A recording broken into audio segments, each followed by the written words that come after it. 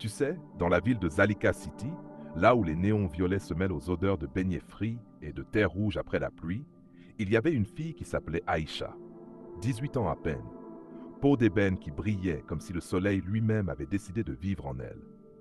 Tout le monde disait qu'elle avait les yeux de sa grand-mère, ceux qui ont vu la guerre et qui ont quand même choisi d'aimer. Aïcha, elle était amoureuse de Paul. Paul, c'était le genre de garçon qui te fait rire même quand tu as envie de pleurer. Il roulait en moto rouge pétrolière, portait toujours le même hoodie gris délavé et quand il te prenait dans ses bras, tu oubliais que le monde pouvait être cruel. Ils étaient ensemble depuis 2 ans. 2 ans de bébé. De je t'aime murmurés sous les manguiers, de promesses écrites sur des bouts de papier qu'ils enterraient comme des trésors. Et puis, il y avait Amir. Amir, c'était le grand frère de Paul, 24 ans, silencieux, regard lourd comme un ciel d'orage. Il était revenu de l'étranger après 5 ans d'études, ingénieur maintenant. Costume impeccable, mais toujours cette cicatrice sur la joue gauche, souvenir d'une enfance où il protégeait déjà son petit frère des coups. La première fois qu'Aïcha l'a vu, vraiment vu, c'était un soir de panne d'électricité. Toute la maison était plongée dans le noir. Paul était parti chercher des bougies au quartier voisin. Aïcha était assise sur le canapé, téléphone à la main, lumière bleue sur son visage. Et Amir est entré sans bruit. Il a allumé une petite lampe à pétrole. La flamme a dansé sur ses traits. Il a dit, simplement, « Tu as froid ?» Elle a fait non de la tête. Mais elle tremblait. Pas de froid. Il a posé une couverture sur ses épaules sans rien ajouter. Et dans ce silence, quelque chose s'est fissuré en elle. Une fissure si fine qu'elle ne l'a compris que bien plus tard. Après ça, ils se croisaient tout le temps. Dans la cuisine, quand elle venait préparer le attiéké pour Paul. Dans le couloir, quand elle sortait de la douche, une serviette autour du corps et qu'il détournait les yeux trop tard. Dans le salon, tard le soir, quand Paul dormait déjà et qu'Amir travaillait sur son ordinateur. Ils ne parlaient presque pas. Mais leur regard, mon Dieu, leur regard disait tout ce que leur bouche n'avait pas le droit de dire.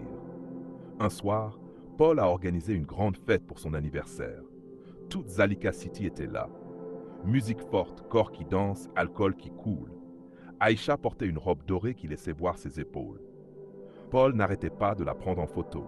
« Ma reine, ma femme, regarde le téléphone, souris !» Mais au milieu de la foule, elle a croisé les yeux d'Amir. Il était adossé au mur, une bière à la main, et il la regardait comme si elle était la seule personne vivante dans la pièce. Elle a eu le souffle coupé. Elle s'est excusée, elle est sortie sur la terrasse. Il l'a suivie 5 minutes plus tard. Dehors, il pleuvait. Une pluie chaude, africaine, qui sent la terre et les souvenirs. Ils étaient sous l'avant-toit, trempés quand même. Elle a murmuré « Pourquoi tu me regardes comme ça ?» Il a répondu, la voix cassée, « Parce que je n'ai jamais appris à regarder ailleurs. » Et là, sous cette pluie, il a pris son visage entre ses mains. Il n'a pas embrassé ses lèvres. Non, il a embrassé son front, longtemps, comme on pleure sans larmes.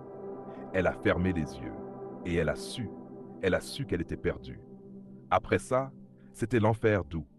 Des messages la nuit, « Tu dors ?» Non, moi non plus. Des rencontres par hasard au marché, derrière l'étalage de piments.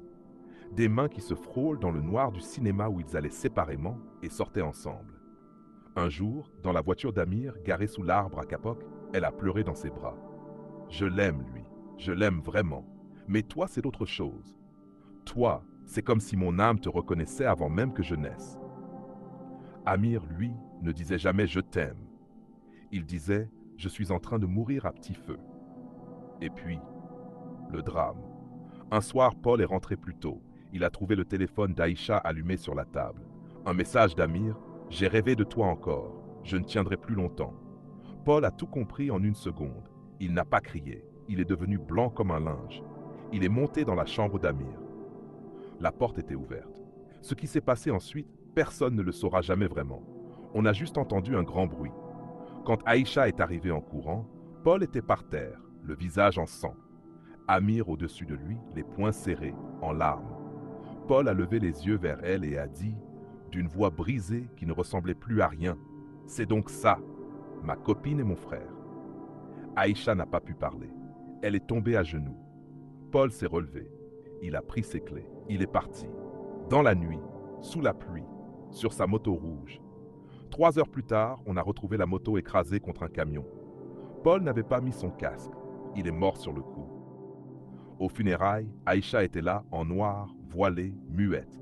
Amir aussi, à l'autre bout du cimetière. Ils ne se sont pas regardés une seule fois. La mère de Paul a hurlé sur Aïcha devant tout le monde. « Tu l'as tué! Tu l'as tué avec ton cœur de pute !» Aïcha n'a rien dit.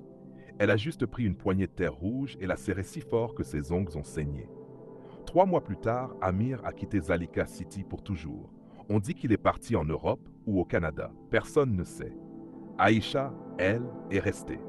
Elle passe ses journées au cimetière maintenant. Elle parle à la tombe de Paul.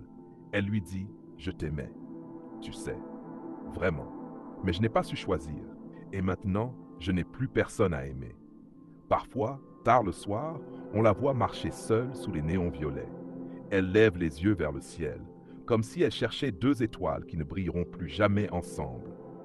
Et toi qui écoutes ça, si un jour tu aimes 2 personnes en même temps, choisis la deuxième. Parce que si tu aimais vraiment la première, tu n'aurais jamais pu tomber amoureuse de la deuxième.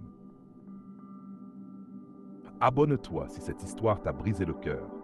Partage-la à quelqu'un qui a besoin de l'entendre. Et dis-moi en commentaire, est-ce que Aïcha méritait de souffrir comme ça? Ou est-ce que l'amour, parfois, est juste une malédiction qu'on s'inflige soi-même? Je te laisse avec ça. Prends soin de ton cœur. Il est plus fragile que tu ne le crois.